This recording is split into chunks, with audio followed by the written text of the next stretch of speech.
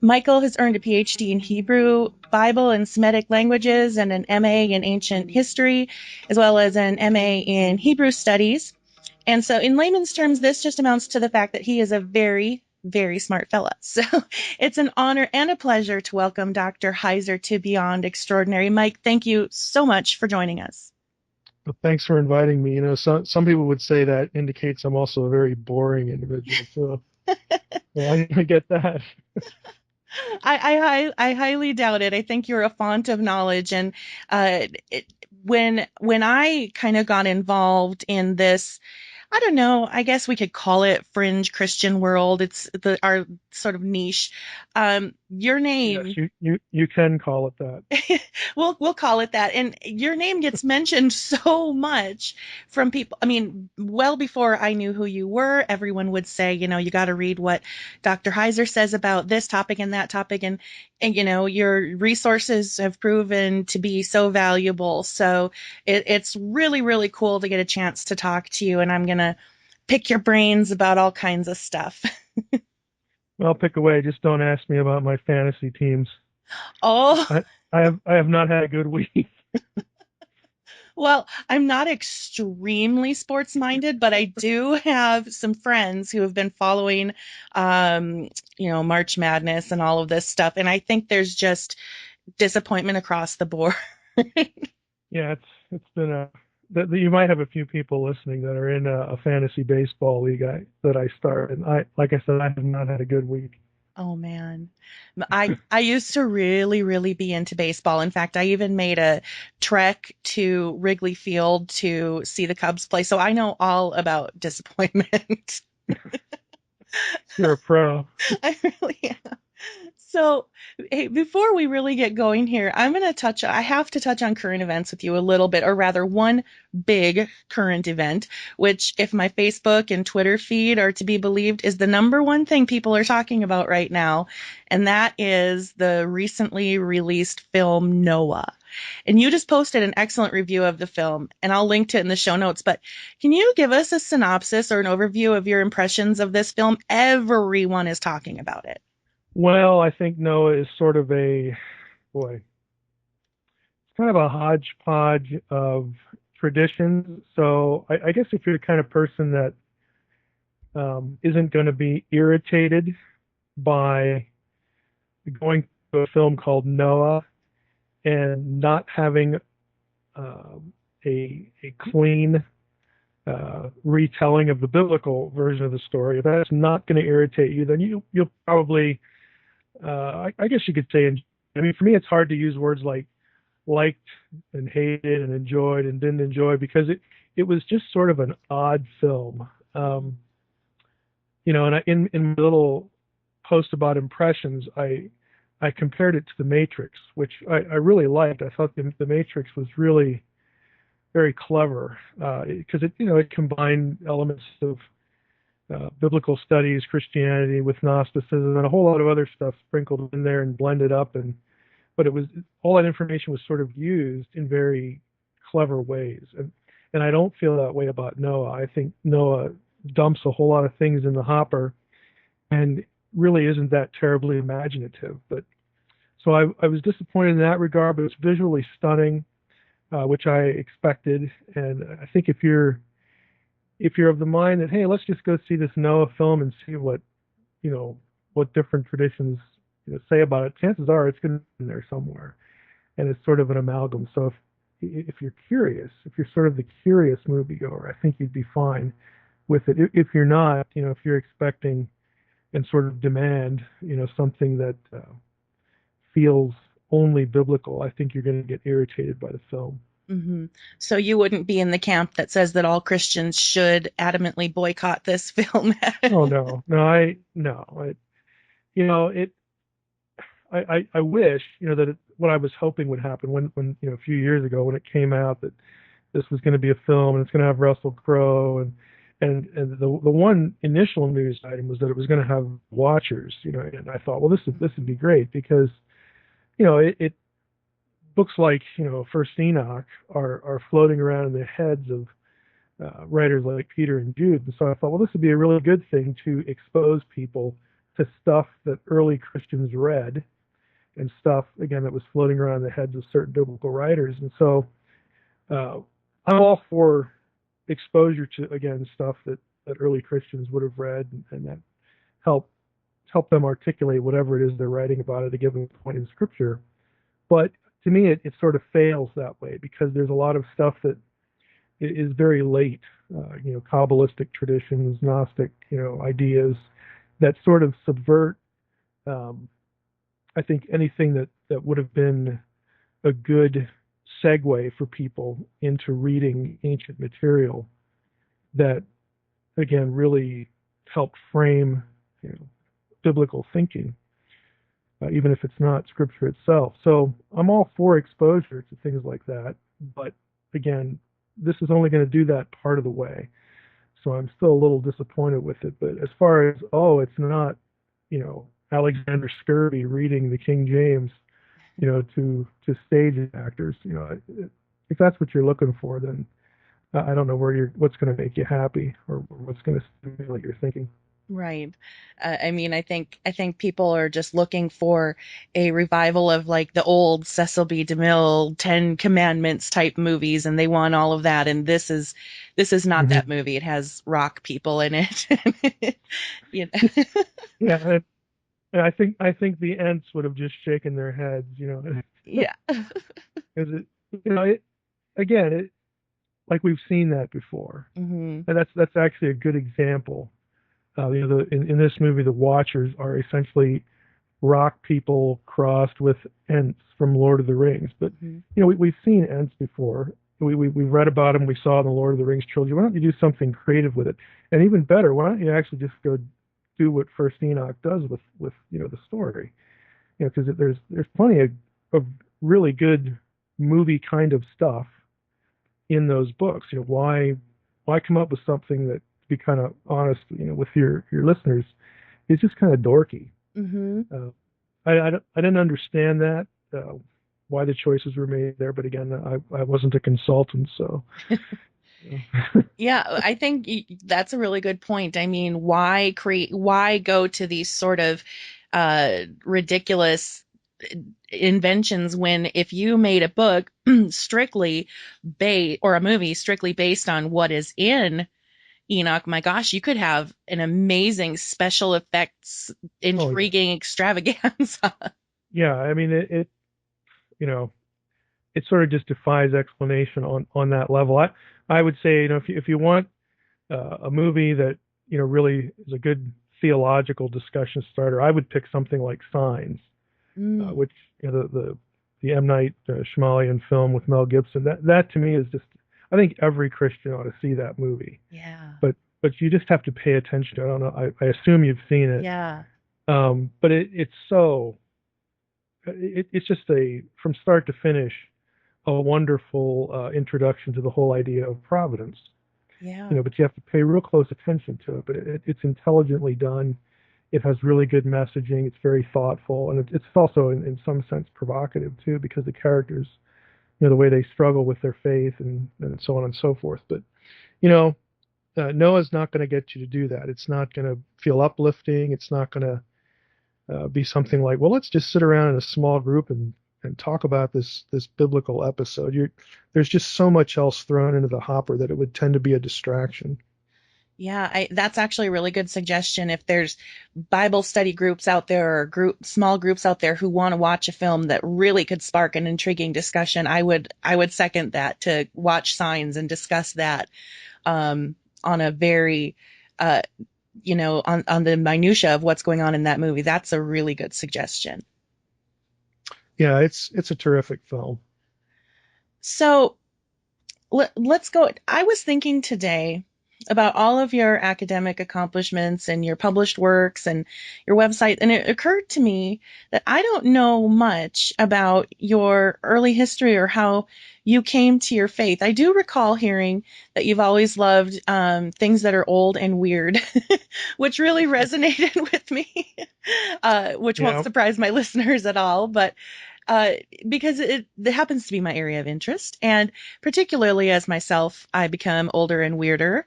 I would love for you to talk a bit about what drew you to your chosen areas of study. And if you would also speak to how you came to your faith, I think that'd be really interesting.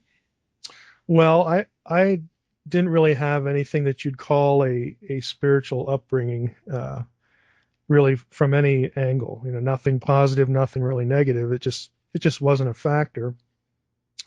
Um, it's interesting, how much later in life I came to learn that people within my immediate and extended family were believers. And so there were some influences there, but nothing really overt. That you'd think of as raising your kid in some sort of spiritual tradition. Um, it was really when I was about 9. My grandmother moved to a particular house, and we were helping her move. And the kid next door was the same age as me, and so we met on that day. And it was through him, actually. His mom was a very strong Christian, divorced mom, had 4 kids. 2 of them had cystic fibrosis. Just really, life was just a struggle for this woman. But uh, she really, again, tried to be a good testimony. I was over at their house all the time. They would read the Bible, and I was always invited to stay. And I mean, I didn't know anything. I didn't know who Adam and Eve were. Just a total blank. And I would marvel that these kids could like answer her questions, and it just kind of freaked me out. But that was sort of my first introduction to anything biblical or having to do with Christianity. And this guy became my best friend growing up, through junior high and high school. So that was really my immediate link. And ultimately, it was through that family when I was a teenager. I was a sophomore in high school that I was really exposed to the gospel. It's sort of a very clear articulation. It wasn't my first time hearing it, but it was just that was sort of the time where it clicked for me. And I was always I wasn't a rebellious kid. I was the boring one, I guess we'll put it that way. I didn't, act out. I was pretty quiet, very sort of introspective, that kind of thing. But when I understood that it really wasn't about, me and how good I was or how anything performance oriented, but the fact that I wasn't perfect, I didn't have to really be convinced of that. I knew that even though I wasn't, what you'd call a quote unquote bad kid. But as soon as I sort of got a sense of, well, how does God look at me? And God's perfect. And there's this thing that the Bible talks about called sin and all that sort of stuff. It really just dawned on me that, there's a problem here between me and God. I don't see a problem between me and other people. I get along with everybody just fine. But this is an issue. It has to be settled. And again, I heard the gospel very clearly that what Jesus did on the cross for me. And I can remember when I was, again, a sophomore, just laying there in my bed thinking about it. I said, I just need to talk to God about this and get this settled. And so I did. And that was that. I went to sleep. There's no dramatic conversion story, that I was weaned from a drug habit or anything like that. And I love to hear testimonies because to me, it doesn't have to be dramatic. I like the small providences of a person's life story because that I actually identify with more as opposed to the more spectacular, sorts of things. So Mhm. yeah, I became a Christian when I was in high school, and I just immediately had a desire to read the Bible. Like let's find out about all this stuff. I'm it seems to be the only one in my immediate circle here that cares about this, and I want to know. So I read through it in high school, and it really fed into my geekiness, to be honest with you. Because I do remember in junior high, in 7th grade, sitting in an ancient history class, and the guy was talking about the pharaohs or something, and I remember sitting there thinking, this is what I want to do. I want to be a crusty old professor, so, that you see in the movies and all this kind. This is what I want to do. And when I became a Christian, it was like, well, you're reading all this old stuff, and the content of it, a lot of it is unusual and strange, and it fits within the world that I was already interested in, ancient history. So it was just a natural fit, and I geeked out on it. I read through the Bible completely in my sophomore year in high school.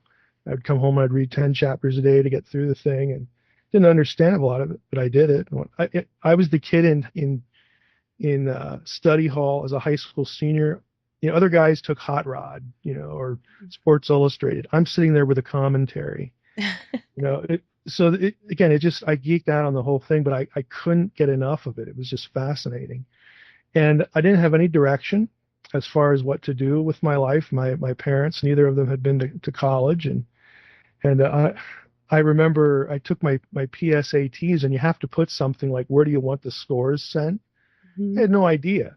So I went to high school with Sam Bowie. NBA fans will know that name. He was the guy drafted ahead of Michael Jordan.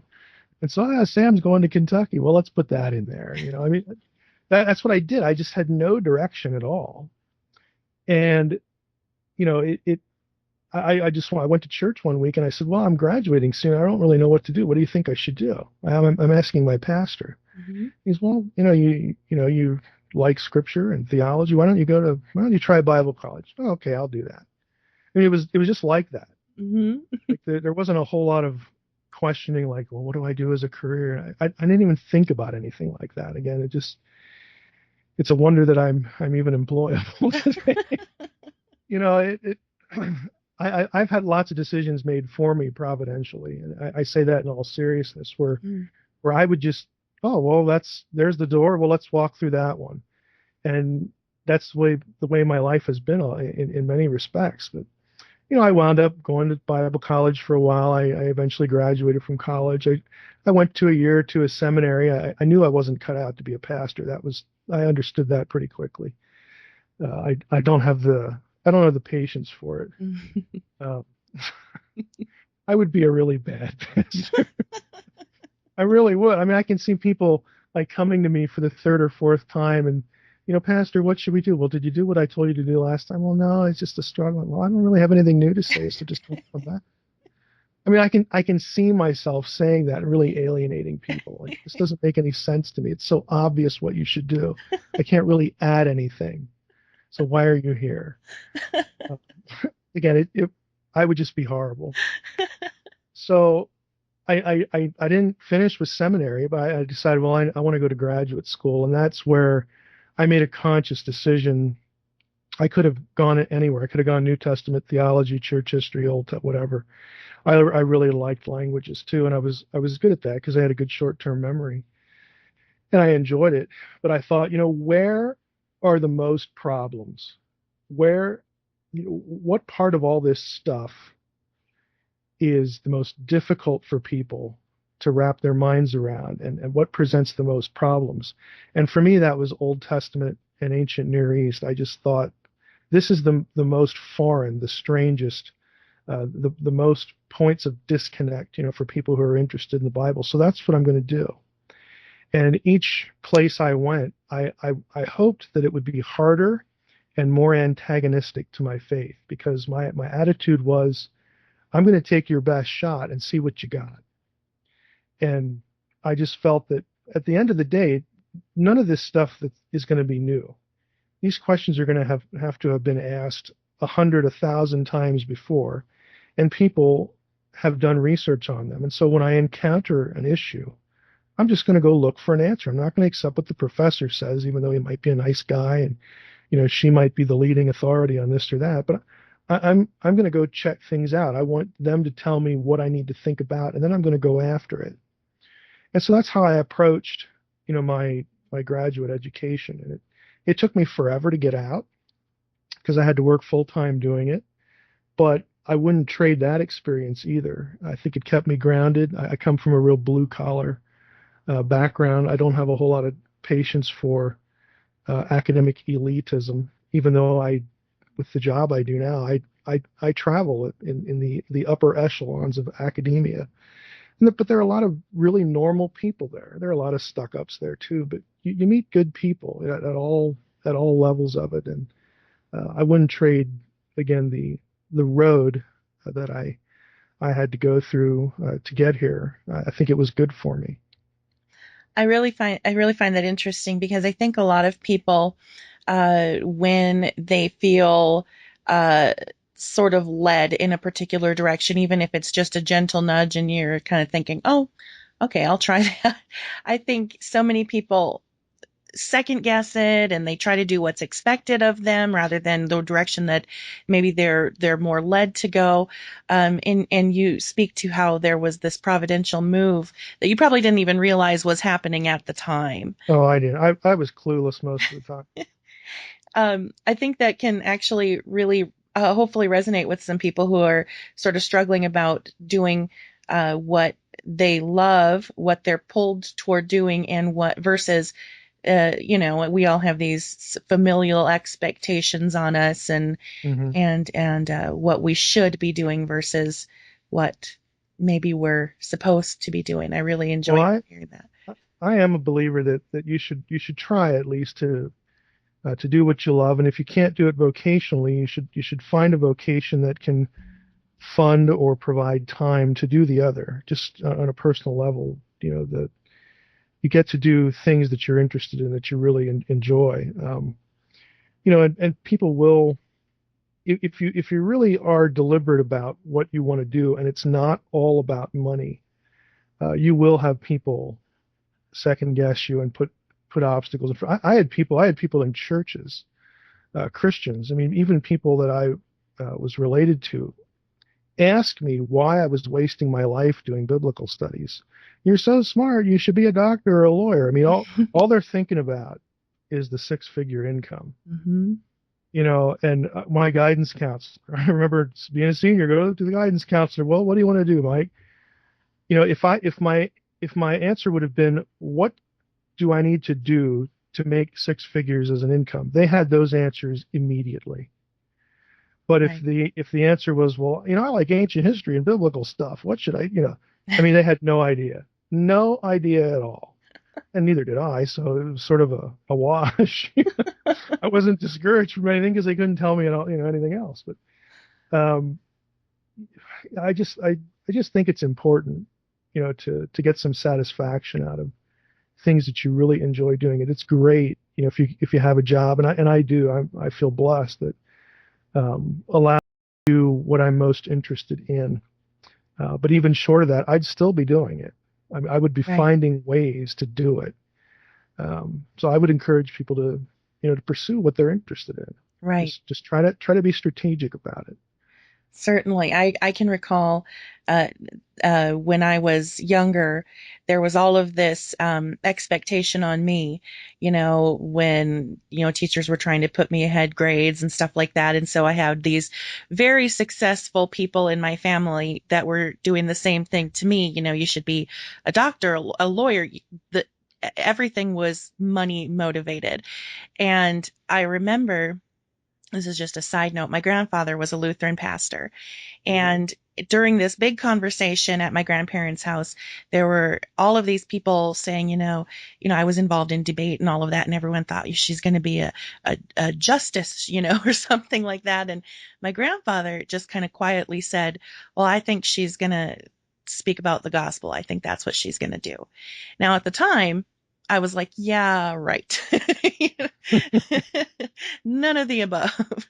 But and of course I went through years of being stupid, and that's a whole nother story. But here I am, and I guess the hand of God was moving me through these different avenues as well. And there was definitely truth in what he said too. So I think that's really good advice.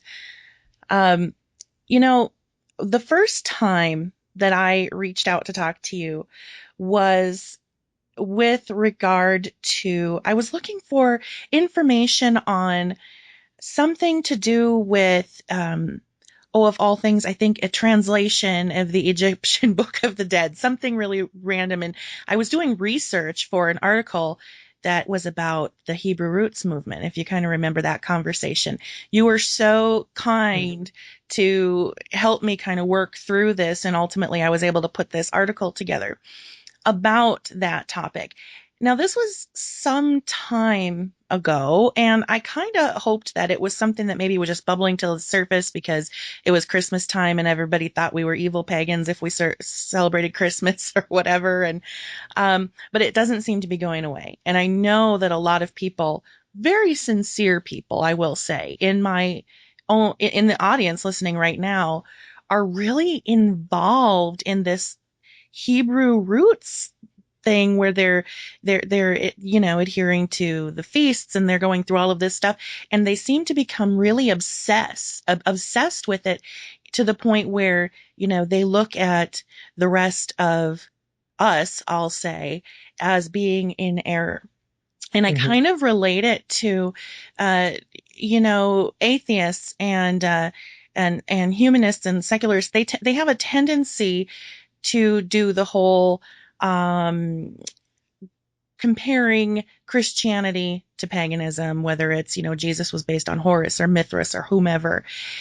And I find that the Hebrew roots movement, maybe not even realizing it, kind of does almost the exact same thing, whereas they're not saying Christianity is based on pagan roots, but they're saying, everything that Christians do is based on pagan roots. Because of your research into biblical history and your scholarship, could you speak a little bit to maybe the error of the Hebrew roots thinking? Because it really doesn't seem to be going away. It seems to be getting bigger. Yeah, I think generally, again, I'm sympathetic to, to, let's just be blunt about it. I meet lots of people that are not only bored with church, but um, church really is not uh, meeting either fundamental needs they have as far as um, teaching them, scripture, Mhm. but church almost, becomes about anything but content. And I understand some of that it's supposed to be community and all that sort of thing. But if you're someone who really thinks about content, good luck with that. There are just so many churches that I think the leadership and even the people I think foster it that they're almost content intolerant. Mhm. Um, and so people want to fill that void. And they also, I think, in the modern church, there's a lack of connection to the past. I think that just sort of comes with postmodern baggage. But the Hebrew roots movement seems to me, again, just the little bit of exposure I've had to it, seems to be an attempt on by people that's sincere, to connect with the past, to get into Scripture more, to have it be more meaningful. But I do tend to, I have seen, I mean, I know people that sort of, live in this orbit, part of which is the Hebrew roots thing. And I'm not going to make sweeping generalizations, but there are people that really do. It becomes sort of cultish. So I would agree with that. I think that can happen. The whole paganism thing, Mhm. you know, I think people that gravitate toward that would be shocked at how even biblical writers interacted with quote unquote, truly, pagan material to, you know, address uh, theologically, but they would include it, in scriptural writings. I mean, there are places that quote from the Baal cycle. There are other passages that follow the Baal cycle. This is pagan literature, but it's done for a reason, and it's done, I think, for tactical reasons in terms of the theological messaging. But the fact that it happens, uh, you know, would I think really rock people, and is frankly contrary to this concern that they have.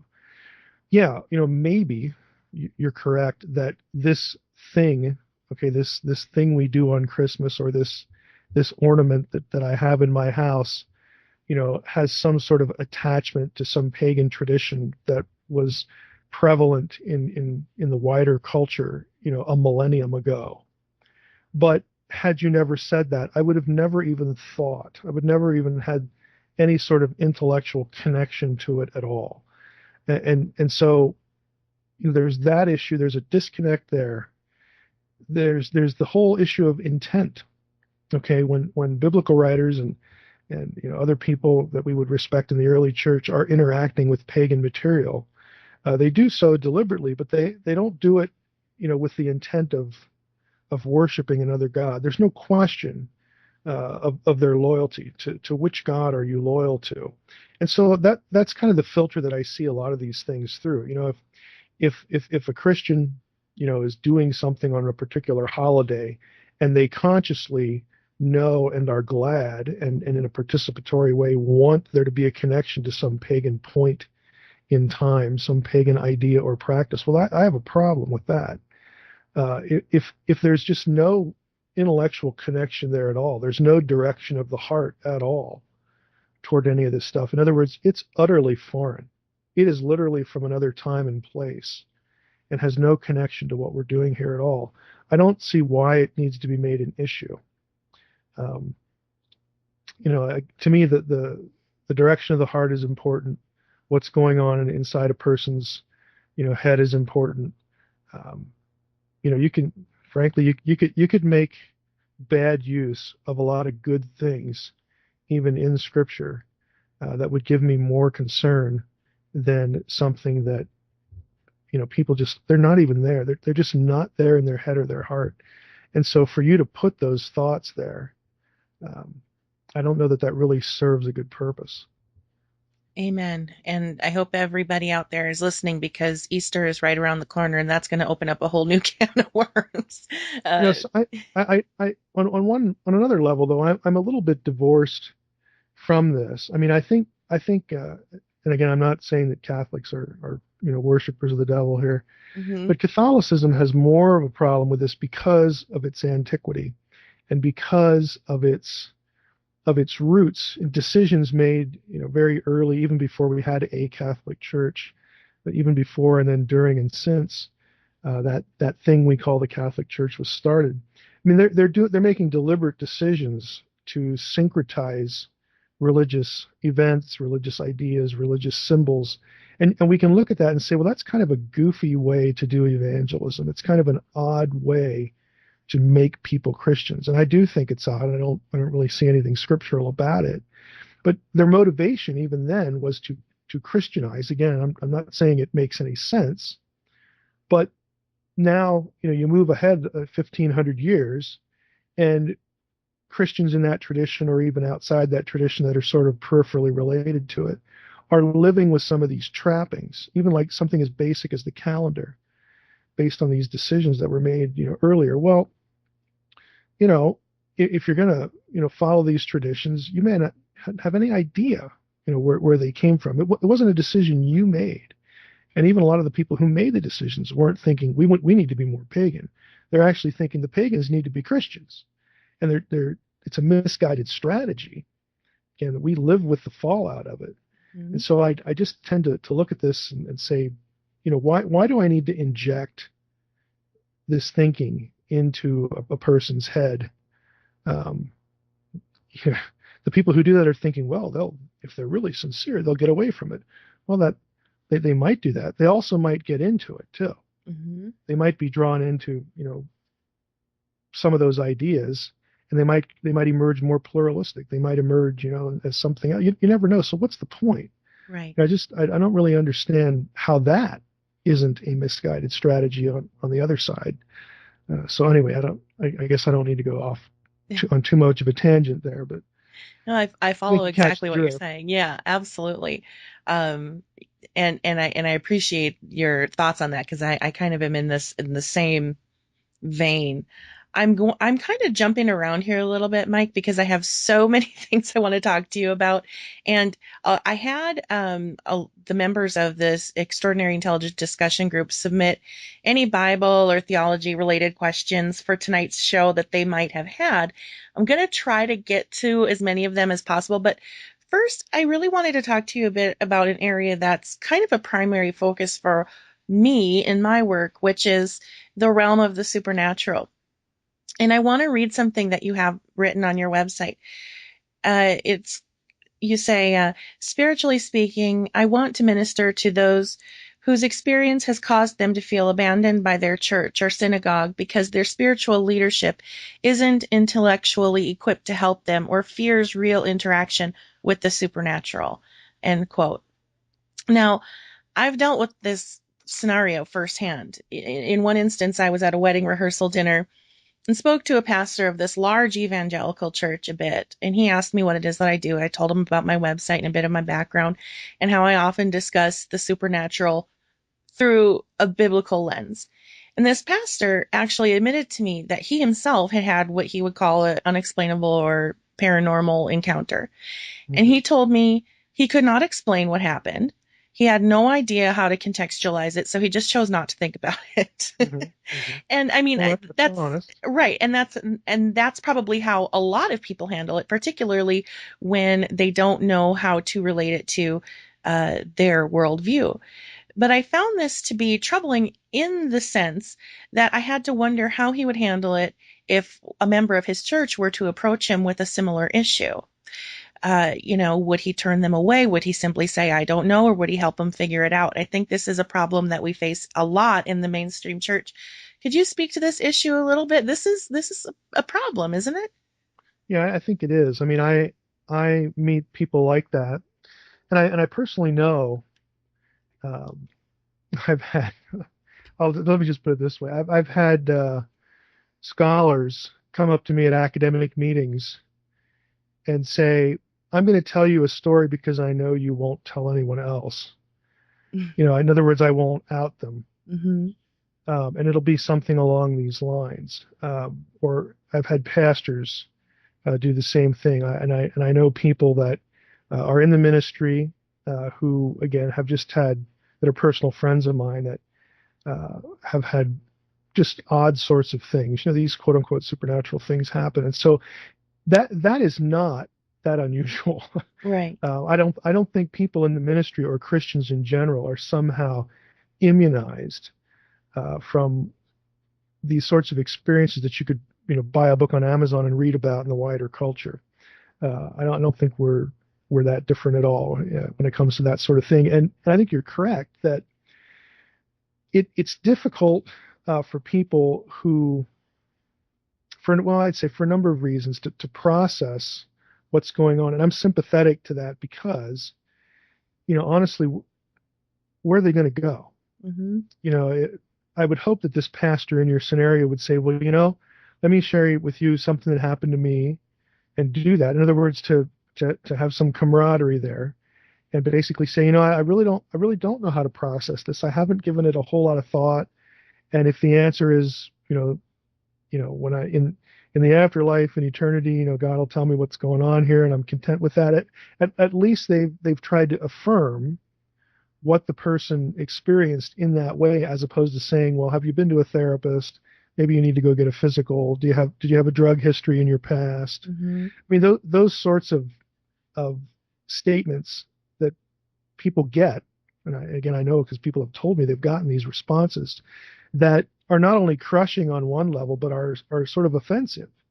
That you go to somebody that you believe will listen to you, will have a sympathetic ear or a spiritual authority figure, and they basically tell you that you have a problem or some sort of residual problem, and it just is so unvalidating and really unhelpful that it really undermines people's confidence in that person. And if that person's a spiritual authority figure, it undermines their confidence in the faith. I think even if you don't have an answer, the best thing to do is try to affirm, people and validate, their experience on that level and say, well, why don't we try to investigate this or do something positive, that sort of thing. Right. I think it's a real problem that there aren't really a lot of resources that you feel like you could trust.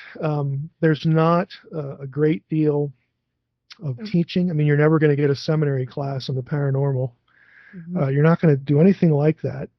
I think the worst problem is you're not really going to be taught in seminary to think creatively about theological ideas that could relate to this. Because seminary is typically about getting versed in a particular tradition. and learning research strategies and sermon preparation strategies and getting your feet wet and how to counsel people. Pastors have a tough job.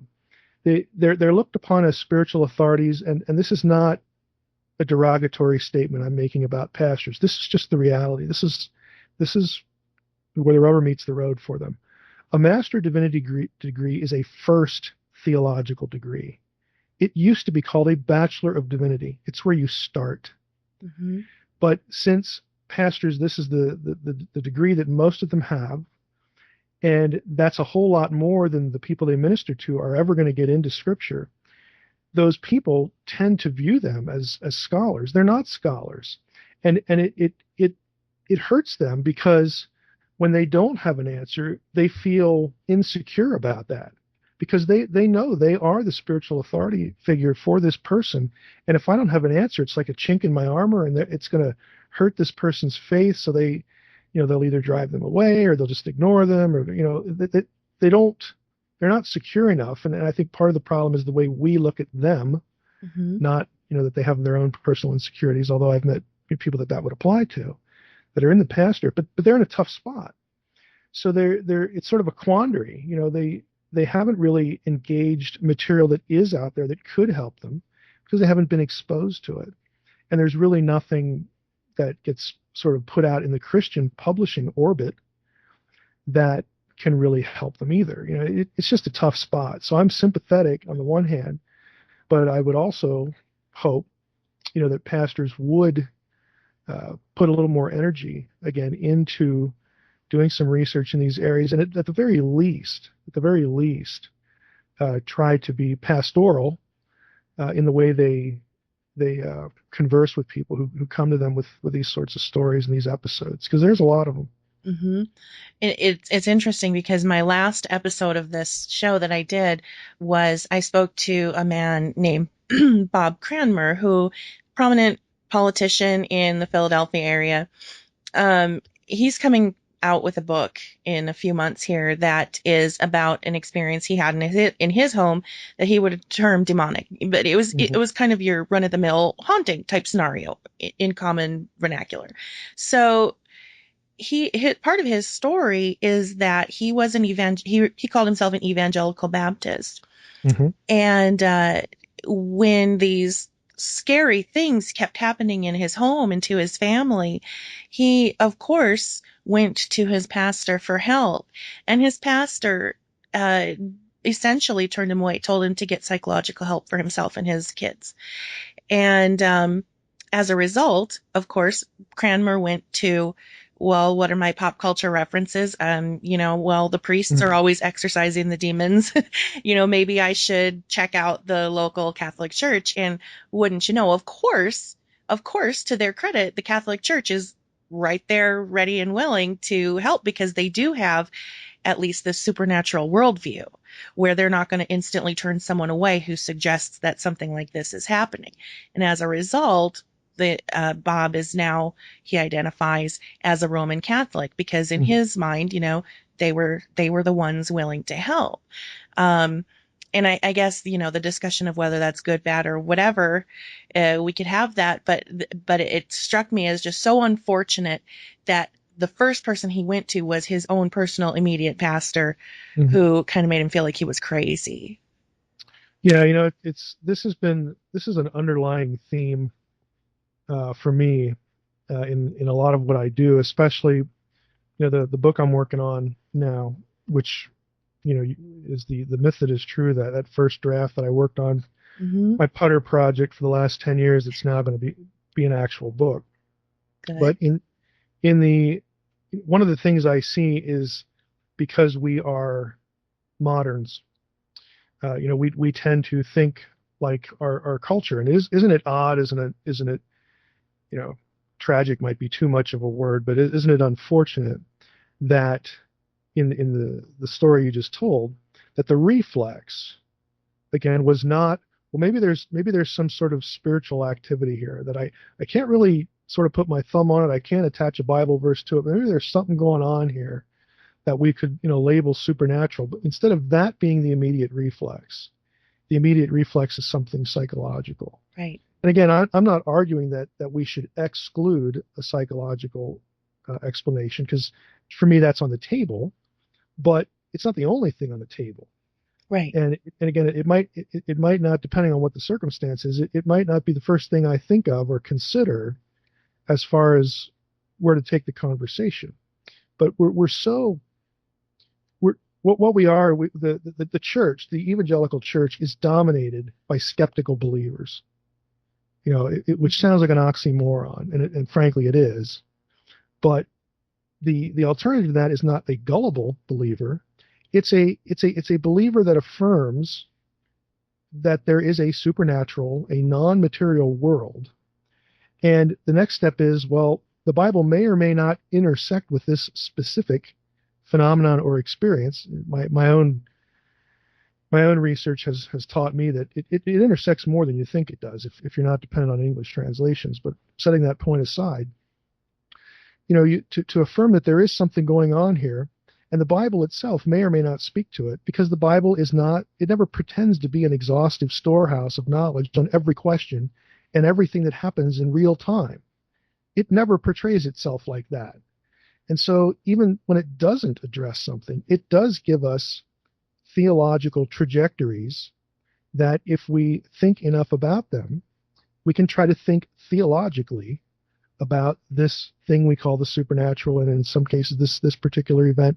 I mean, you can do some good. You can get down the road, a good ways, more than people realize, and actually say something helpful that helps at least orient a person, remain attached to this thing we call the Bible, without concluding that, oh, this is beyond the Bible. The Bible must just be, inferior or something. All these unnecessary conclusions, all these unnecessary reactions to it. It's just really unfortunate. But again, I'm not here to beat up on pastors or anything like that. I don't do that. I would hope that pastors listening to a show like this would say, I need to try to do a little work here. I need to try to think theologically about this, and sort of think outside the box a little bit, get outside of my theology books, which Mhm. create the superstructure through which I view the Bible. In Yeah. other words, all these extra things become filters for the Bible, and I think we should have the Bible unfiltered.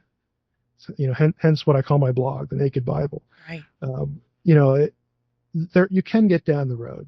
You just have to put a little thought into a little work, a little research, because people are out there talking about it, and they're in many cases they're very thoughtful. They might be scholars, even that are talking about these things, and we should not let that discussion happen exclusively outside the Christian orbit.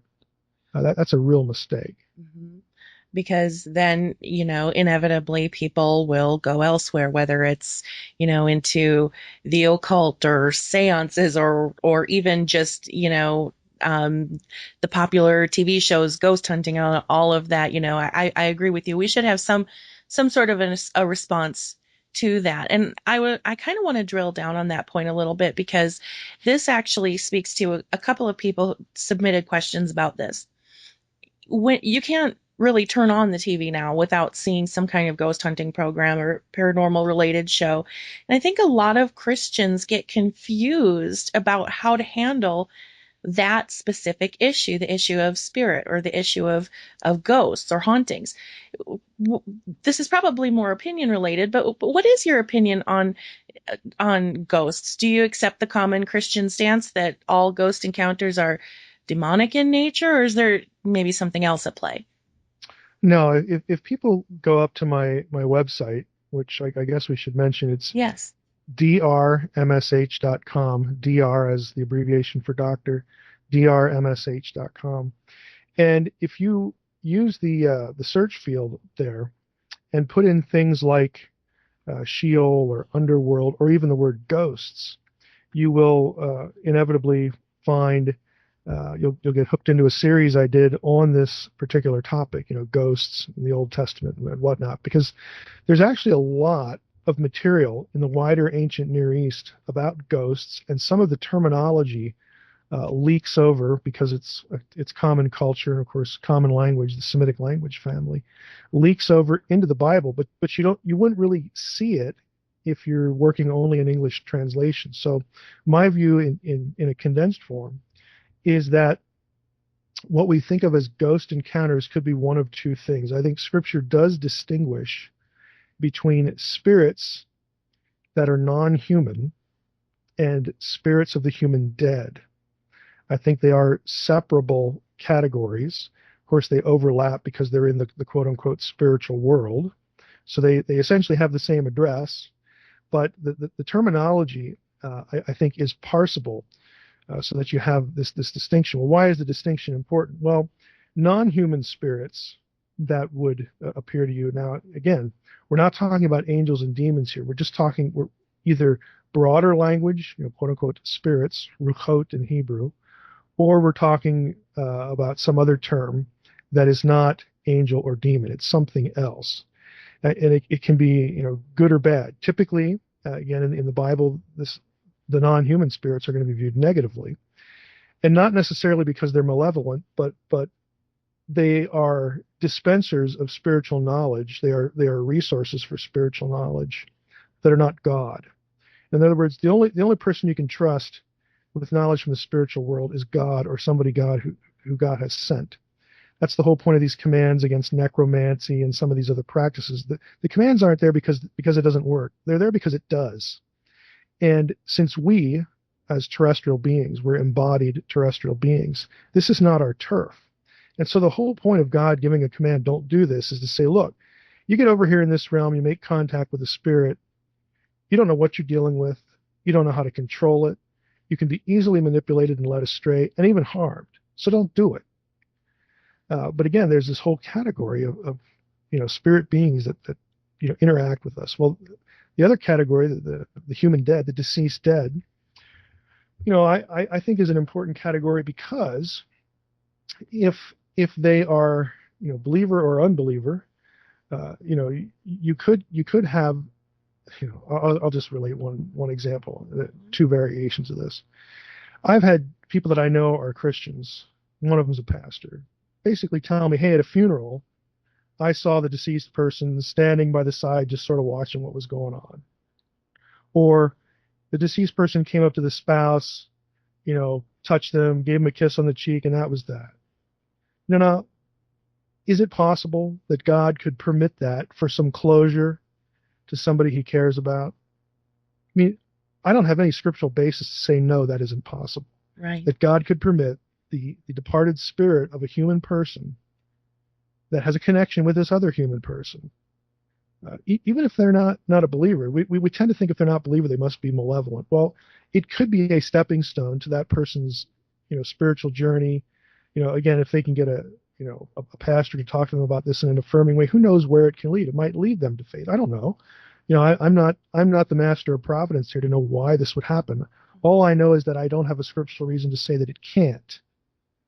And I tend to not make boundary lines or rules for God that he hasn't made for himself. I think that's the safer position. I try not to put the words God and can't into too many sentences because they don't, it doesn't feel like firm ground to me. And certainly if they're believers, I think God could permit that, again, for closure, for some spiritual, benefit, some uplifting, purpose. Why does it have to be an angel? In other words, you get Christians that would be fine if you called that thing an angel. Mm-hmm. Oh, well, a guardian angel came, dressed up as the deceased person. Well, A, we don't know that. And B, that isn't always the terminology in the biblical text. Right. So how can we draw these lines? How can we make these lines so firm that we can pretend, I hate to say it this way, that we can pretend to know what we're talking about? Sure. Because we really can't. I mean, all we can do is observe the. Again, I try to be very data driven. Here's the data of the text. Here's what the text can allow. There's a wide net that the text can allow. Within that wide net, there are going to be points of certainty that I can sort of land on, and have a high degree of confidence that when I tell you this, I can point right there. This is the textual reason why I'm saying this. And there are other times when, hey, it's just in the neighborhood. It's something that isn't, ruled out by Scripture. It's not really affirmed. It's not ruled out, but it's in the realm of possibility, and it's within the realm of scriptural possibility. not just stuff that Mike likes, ideas in Mike's head that he likes, possibility. Yeah. I don't want to tell people that kind of stuff. I want to try to attach the discussion in some way to the text, but be honest with people as to how I'm thinking about the text and just sort of leave it there. But I think that's better, even though I don't always have, completely here, I could parse this verb for you kind of answers, this nuts and bolts, text-based answer. The answers that I do give that are less exact are still tied somewhere. Again, they have theological boundaries to them, Hmm. and with that comes theological possibilities that I think, at the very least, can keep people in the discussion and say, well, this really is an alien. It's not totally, lost on the Bible. The Bible, the biblical writers were somewhere here, in these experiences. They were not unfamiliar with these things, even though they don't say a whole lot about them. They knew what was going on here. They said a few things here and there, and that helps. Uh, that's just a whole lot better than go see a therapist. Yes. Yes, I absolutely agree. And I think it's interesting because everything you said makes so much sense and it seems so basic. But really, what you're saying would, in a lot of circles, be considered really cutting edge. Like, oh, wow, a Christian who says it isn't all angels and demons in the spiritual realm necessarily. Um, we just There, don't there, hear that. yeah, there's no magic to what I do. I tell people, look, there's no trick here. There's no magic. All I do is good grief. We're living in a day and age where it's novel to try to be text driven. That's all I Hmm. do. That's the magic.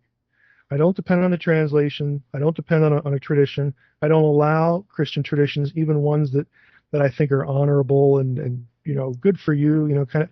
I don't allow them to filter the text. Hmm. It's really that simple. And the fact that it seems novel should tell us something. It tells us that most of what people do get is filtered. Yeah. That's why it looks novel. And I'm not here to poo-poo on traditions either. I'm not anti-creed and anti-denomination. As I say on my website, I'm more apathetic than Hmm. hostile. I'm not hostile. I don't really care about these things the way I care about the text. And I know they serve good purposes. Creeds and traditions, they help people, get the lay of the land, so to speak, on certain things. But if you are substituting that for your own study of the text, then you're gonna get what you invest. Okay, Sure. you're gonna reap what you sow in that sense. In other words, you're only going to be taken so far, and you're going to run into walls, and you're not going to know what to do. You're not going to know how to think. You're not even going to be exposed to where you can get answers. Where you can do research. Creeds just don't do that stuff. They don't say see also. Right. They don't give you a bibliography at the end of it. It's just a creed. It's a distillation. You don't get doctrinal statements that say if you want to find out more information, go look. You don't get that. Hmm. So if that's your Christianity, then you're going to hit a wall. Right. It's as simple as that. And it's interesting that you mention all that because a lot of the questions that people submitted do have to do with very denominational type of questions, whether it is, with regard to liturgy or whether it's regard to baptism, when it should happen, when, why, and how, all of these different things. And I think it's safe to say that your answer is to go to the text and find out what it says and not necessarily be so caught up in these different denominational doctrines. Yeah, I mean, if they help, again, if they give you a framework, and people need frameworks. I mean, I was there. I benefited from having a framework. I sort of stumbled into one. Again, providentially, it was more than that, but it was good for me where I was at the time.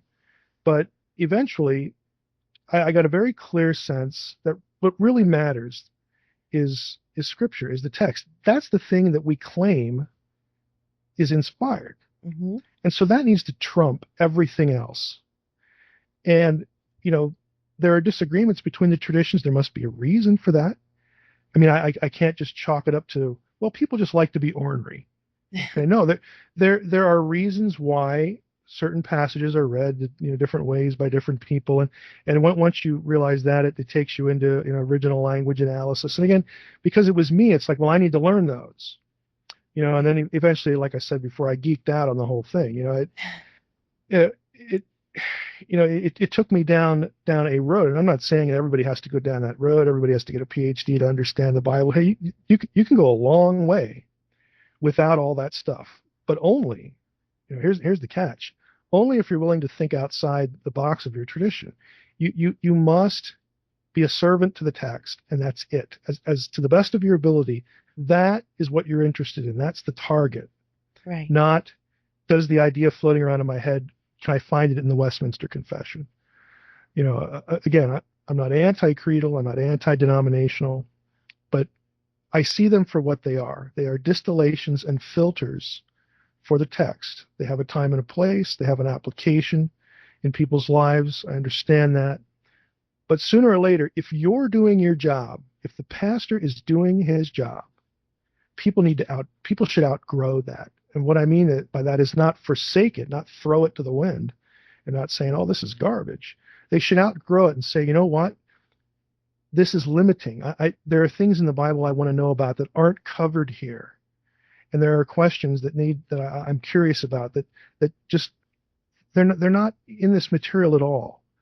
I need to break away in that respect from these things and start focusing on scripture and not these distillations or these filters. If you're doing your job as a pastor, that's what people should be experiencing. They should be focusing on again that thing that you're telling them is inspired. And if they're not, then I would say you're not doing an adequate job of getting people interested in the primary source, which is the Bible. That's interesting. And then it encourages people to ask the bigger questions. And, since as we established, we are on the fringe. So I'm going to ask you something kind of fringy.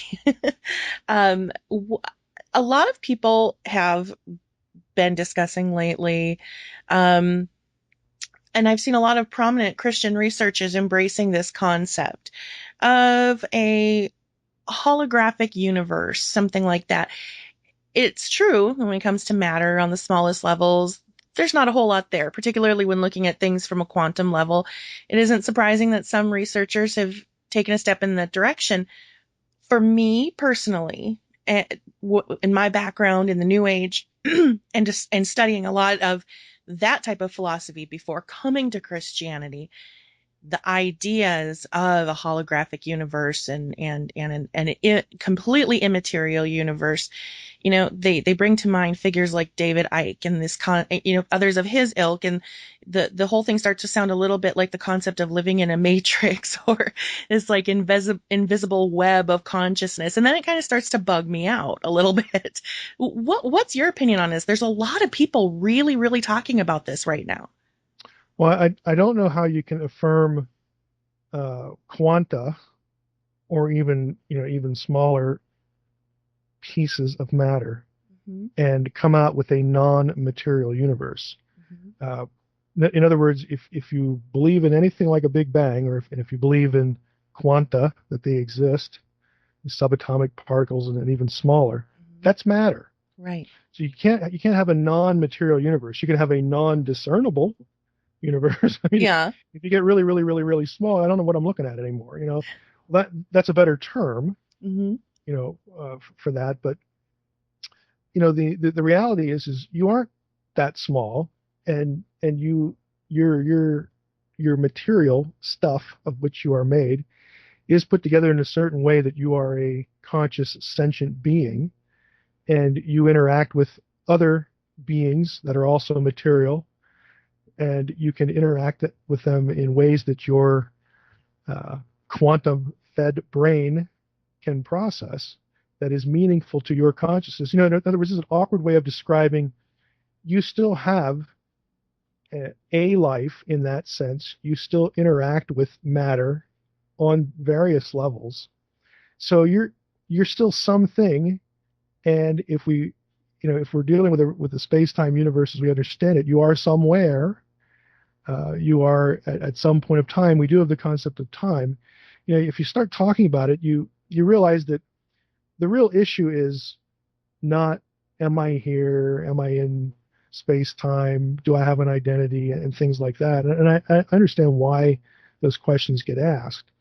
But the fact that you can even ask them sort of defeats this idea of a non-material existence and all that sort of thing. So I tend to not uh, I tend to not process that discussion in such a way that it sort of requires me to deny that I'm having the discussion, Hmm. because to me that doesn't make a whole lot of sense. And yes, I do have to evaluate things as to whether they make sense or not, because I am this being with neurons and a brain, and that's how what I am works. In other words, I can't escape that. Right. So uh, that's a fairly convoluted way of saying, yeah, I think the discussion's interesting, but to draw any conclusions, especially in that one direction, to me doesn't. It seems not only self-defeating, but it seems incoherent. It seems to sort of overturn the premise. The fact that I'm having the discussion seems to overturn the premise. But again, I understand the context for it. Sure. You mentioned time. This is another listener submitted question, and I noticed that William Lane Craig recently, there's a video going around about him talking about time. And Mhm. the question is, does God exist inside of time, if we consider time to be a creation, or does he Mhm. exist outside of time? I think the common line of thinking is that God exists outside of time and overseas. But when you really drill down into it, it's a little bit more of a complex question. Do you have a take on that? Yeah, that Craig's video. I mean, he has a book, God and Time, so a lot of his content, whether it's in videos or web pages and things like that, is going to recycle that. So if people are really interested in that subject, and of course Craig's take on it, just go get the book God and Time, or Google him Hmm. and with God and Time, and you'll find it. I mean, Craig's answer to that is yes. Craig believes that God exists or existed outside of time before there was a universe, and as soon as there was a universe, he exists in time. And again, he has a description of what that means and why it's important. So, in other words, he has a timeless God without the universe and a temporal God when there is a universe. And he doesn't. I mean, there are certain practical problems with the timeless view of God. I'll just give you one illustration that pops up. If it's true that to God there is no time, okay, past, present, and future, there's no distinction. Everything is just sort of all on the same level to God. Well, then how can God empathize or even identify with a prayer that we might pray, the concern of which is linked to time, something that will happen, something we want to happen, something that did happen to us? In other words, if God is completely divorced from time and it doesn't even register with him, how can he feel with us about our concern if we're time bound beings and he's not? In other words, how does that prayer even work? How does that prayer even move God at all? Hmm. Um, how could God even process it if he's completely outside of time? How can he, there's a whole sort of set of questions that deal with God's uh, ability to empathize with people if he is completely outside of time. And so, a book like Craig's will get into the implications of the different positions, but um, people can look up again what he says on that, because he goes through all the philosophical questions about even our vocabulary when we use words like when and in the future and all this sort of thing in relationship to God. I think what Craig does is important. I think he does a good job of addressing the issues. And I just want your listeners to know that, again, part of the discussion that motivates, or part of the motivation for the discussion, are things like, how would God respond to us? How could he do that in any true sense? If this was true of God, if he just can't identify with time and doesn't even participate with time. We like to use that to sort of get God out of problems and whatnot, but Craig basically says it creates more problems than it solves, and the problems you think a temporal God creates really aren't problems. So I would direct people to what he says. I think he does a good job of it. Good. I'll I'll link to that in the show notes. Now, that transitions, we're talking about the universe, we're talking about time, we're talking about creation, and that transitions into the most submitted and asked question that I've received. And, this is the most non controversial thing I could possibly ask you. But, okay, so I'll frame it like this. When I first became a Christian, I guess in a true sense, where I accepted it and believed it, uh, I think I did what a lot of people do, coming from the standpoint of, not really having a context for what it is that we should believe, right? And so I kind of bought the whole um, mainstream line, and which of course related to young earth creationism. Of course, I that's what I was told you have to believe. in Hmm. fact in fact, one of the very first episodes of Beyond Extraordinary, I interviewed a guy named Dave Wetzel, and this is not to disparage him at all, but he's a young earth creationist, and that entire episode related to the issue of dinosaurs. Now, I love dinosaurs. I think they're fantastic. I love to talk about them.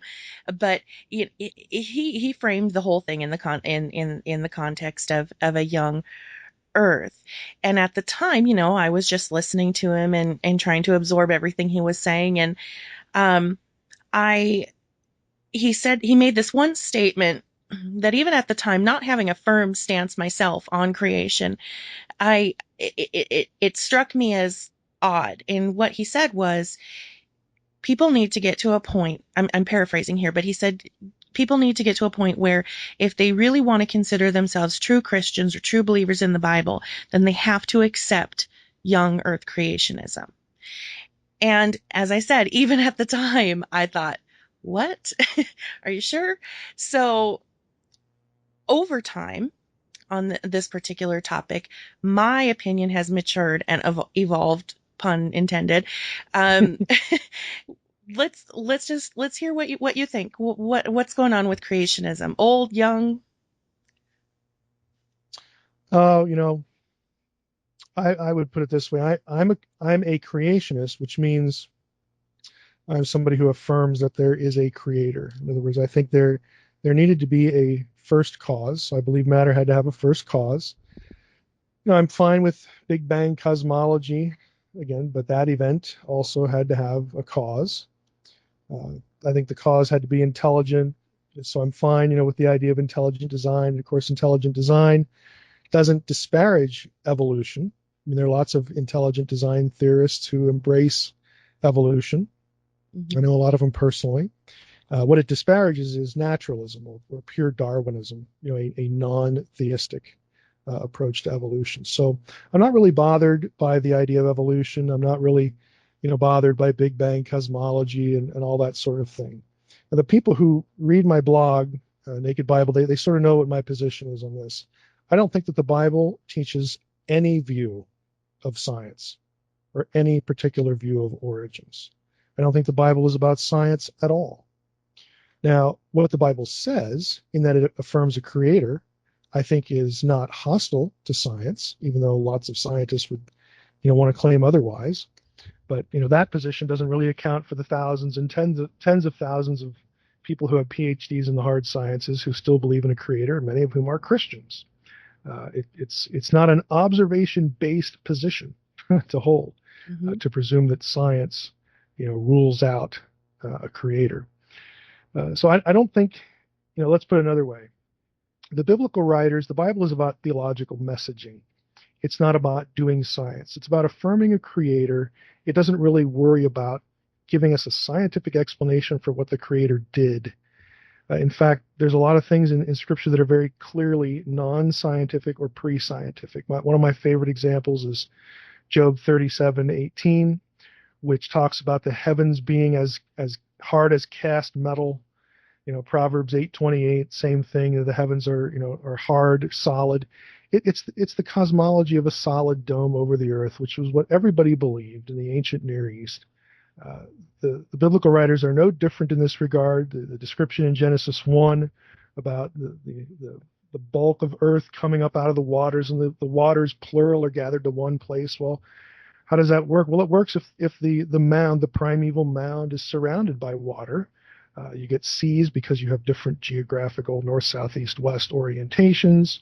You got the hard, solid dome over the earth. You've got the horizons, cut off. The flow of the water. Why? Because that's where the dome ends. I mean, you get all these elements that are common to an ancient Near Eastern worldview that we know is not scientific, and that's because you know they're pre-scientific people.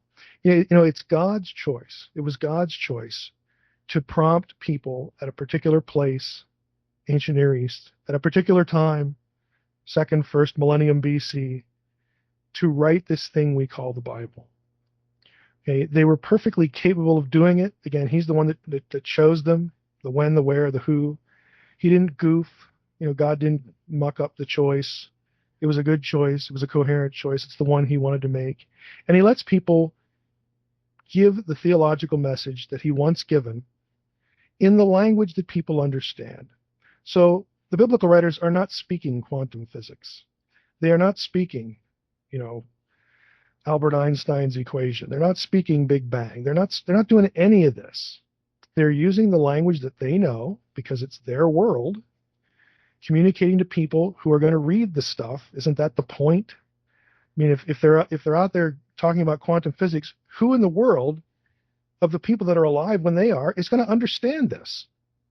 I mean, it just undermines the whole premise of Scripture, of inspiration. It undermines the premise of inspiration. Now, if it's about theological messaging, well, that transcends time. You don't need to be in a particular era to get things like there's a God, he's the creator, he's the God of all these other gods. In fact, he made them, he's superior to them, they're inferior, they worship him. If they don't, they get their butts kicked.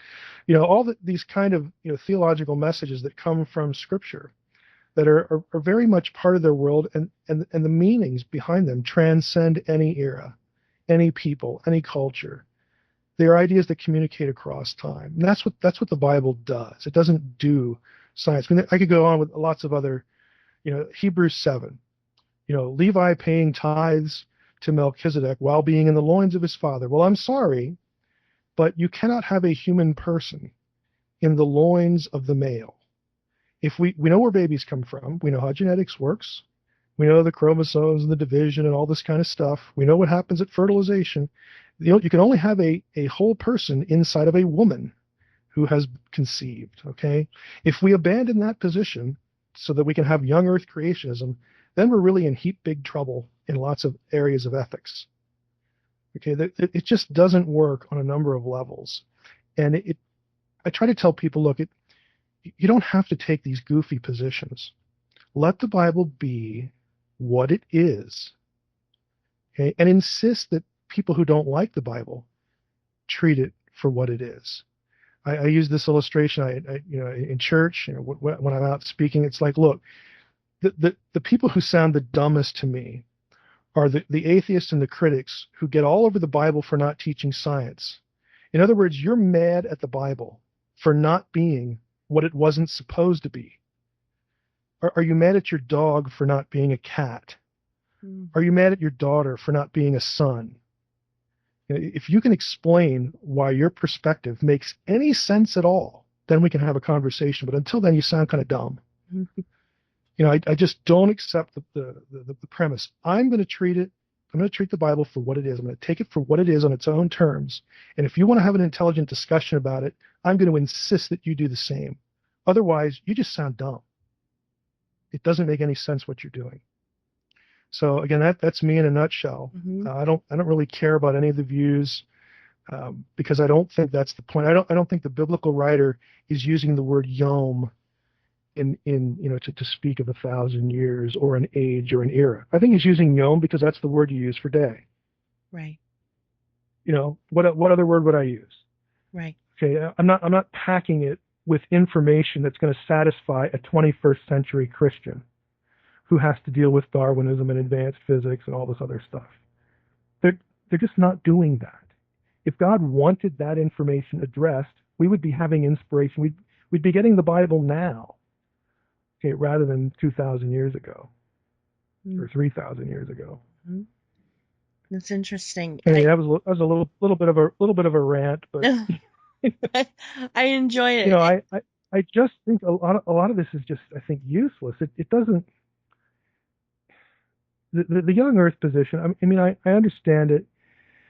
It's the tradition I come from, and I know really good people, that take this position. I have friends, lay people, academics that take the position, and that's okay. I'm not. I don't beat up on anybody. Your heart's in the right place. But when you start telling people that, when the Philippian jailer fell on his knees and says, "What must I do to be saved?" Paul said, "Believe in the Lord Jesus Christ and affirm a 24-hour view of Yom." Mm-hmm. Okay, I have a problem with that. Mm-hmm. That adds to the gospel. Okay, Paul would say, "Don't listen to that guy." Yes. Galatians 1. Just don't listen to him. It Amen. just it becomes bizarre, and I don't think we need to do this weird stuff to defend Scripture. A lot of it, again, I'm going to lay at the feet of spiritual leaders. This whole thing about we have to interpret the Bible literally. Well, what does that even mean? Because Yom, the same word, day, is used two different ways in Genesis 1 and 2. One is a summary statement of the whole week, the other one's individual. I mean, what does that even mean? Literally. Nobody examines what literalism even means. Right. How do we get metaphor? If I mean, it just fails on so many levels. But the motivation, I guess, is good. They want people to respect the Bible, the content of the Bible. I understand that. But it really leads them into false dilemmas. And some people do not survive those dilemmas. Mm-hmm. And it's a shame because they really shouldn't be. You're giving people an either or fallacy.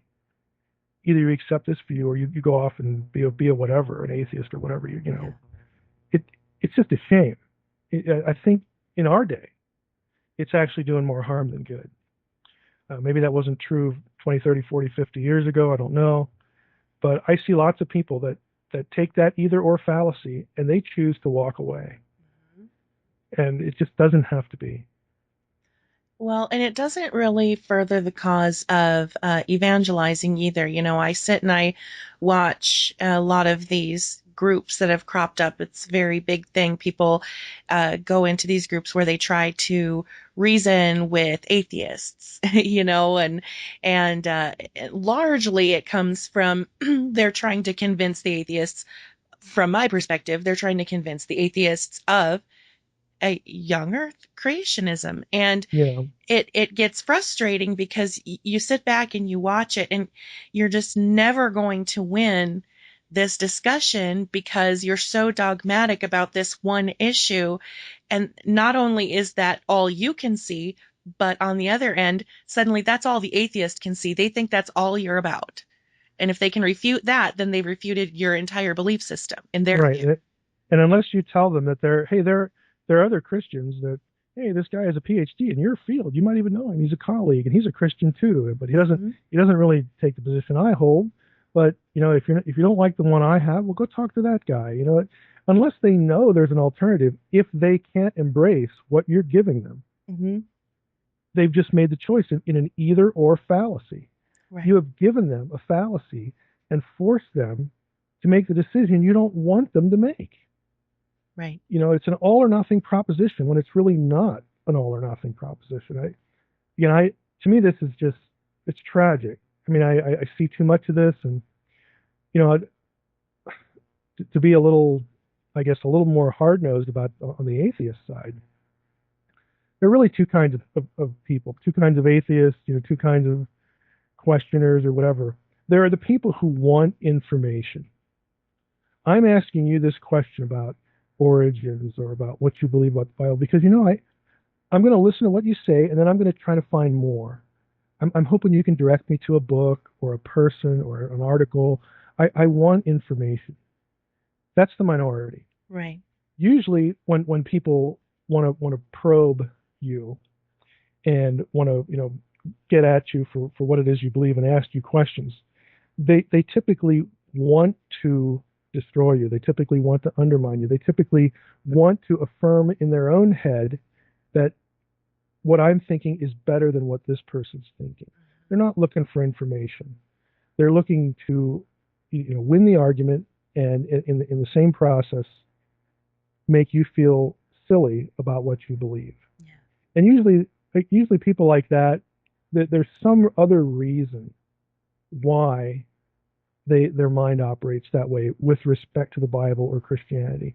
There's some issue of personal pain. Maybe a Christian really treated them like garbage at some point in their life, or they just got intellectually slapped around by somebody, or they were you know who knows. I mean, there's all sorts of things that just happen in people's lives that if they see a Christian at the end of that problem, or at the beginning of it, I guess I should say, if a Christian's attached to something they don't like or something bad they experienced, then that Christianity becomes a target, and that's what orients them. Hmm. So it is useless. It is absolutely useless to engage someone like that in that way. You need to find out what is making this person tick. You need to love them. You need to be what they don't expect. Right. Okay. You need to serve them, and do what you can for them, and always be consistent about that. And you can remind them, hey, I'm still over here in Christian land, and I still believe what I believe, but and I know you don't, but I like you. Let's go out to dinner. Let's go see a movie. Let's whatever we're going to do. You know, you need to be contrary to what has driven them down that road. That's the only thing that's really going to matter with that person. So you have to be able to detect what kind of person am I dealing with, Hmm. and do the best you can, with that, and let them know that you're thinking about them, you're praying about them, you wish that you could go back and change whatever it is that happened, but maybe you can't. But what can I do for you now? Yeah. That sort of thing. It, again, it's just useless to throw a lot of this stuff out, that we throw out at our opponents, in this respect. If you get the first kind, the person that wants information, that's wonderful, because then you can sit down and you can get at stuff. You can really have an enjoyable discussion, and you can widen their horizons. And then there's lots of Christians out there who have your same background, your same credentials. Why is it that they process this question differently than the way you do? You know, you can have really good discussions, but unfortunately, a lot of them are just in the other camp. Right.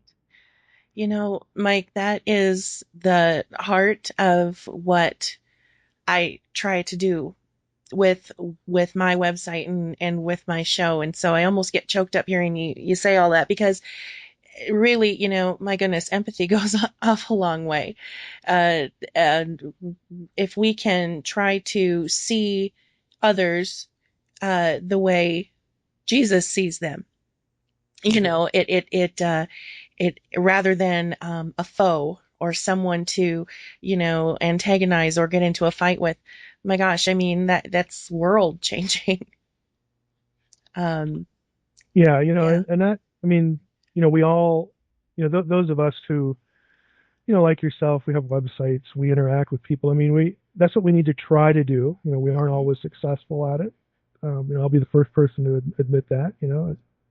Sometimes I don't think as clearly about how to handle a question or a person that I should. But hopefully, for the most part, I'm able to do that. And if I do it wrong, I can confess that, or just say, hey, I messed up here, and I didn't answer this question the way I should have, and my mind went off in some other direction, and I got irritated or whatever. I mean, that happens, Hmm. but it still has to. You got to be oriented by that. You still have to have that trajectory. Needs to be the direction you're headed. We're never going to be perfect, and ever never ever ever veer off.